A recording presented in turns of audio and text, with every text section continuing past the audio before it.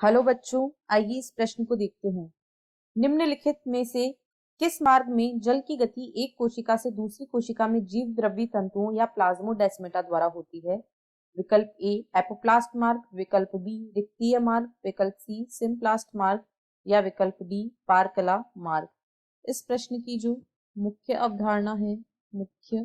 अवधारणा वह है सिम्प्लास्ट मार्ग। सिम्प्लास्ट मार्ग पादपों में एक कोशिका से दूसरी कोशिका तक जल के परिवहन के बहुत से माध्यम पाए जाते हैं, जिनमें से एपोप्लास्ट तथा सिम्प्लास्ट दो प्रमुख मार्ग हैं।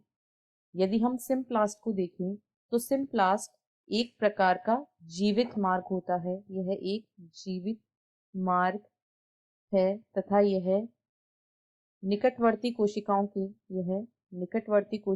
के जीव द्रव्य का तंत्र है। यह निकटवर्ती कोशिकाओं के जीव द्रव्य का तंत्र है। इसमें सभी निकटवर्ती कोशिकाएं जो एक दूसरे के पास स्थित होती हैं, वे एक दूसरे से जीव द्रव्य तंतुओं या प्लाज्मोडेस्माटा से जुड़ी होती हैं। इसमें जो निकटवर्ती कोशिकाएं होती हैं वे आपस में प्लाज्मोडेस्माटा या जीव द्रव्य तंतुओं से जुड़ी होती हैं। सिम्प्लास्ट मार्ग में जल की गति एक कोशिका से दूसरी कोशिका में जीव द्रव्य तंतुओं के द्वारा होती है। इसमें जो जल की गति होती है वह जीव द्रव्य तंतुओं के द्वारा होती है, इसलिए इसे जीवित तंत्र भी कहा जाता है।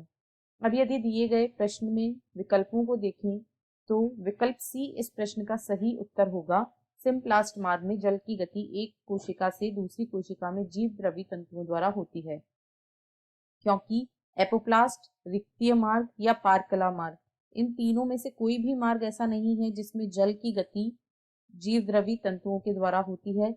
इनमें से जल की गति या तो कोशिका भित्ति या कोशिका झिल्ली के द्वारा होती है, ना कि प्लाज्मोडेस्माटा। आशा है आपको प्रश्न समझ आया होगा। धन्यवाद।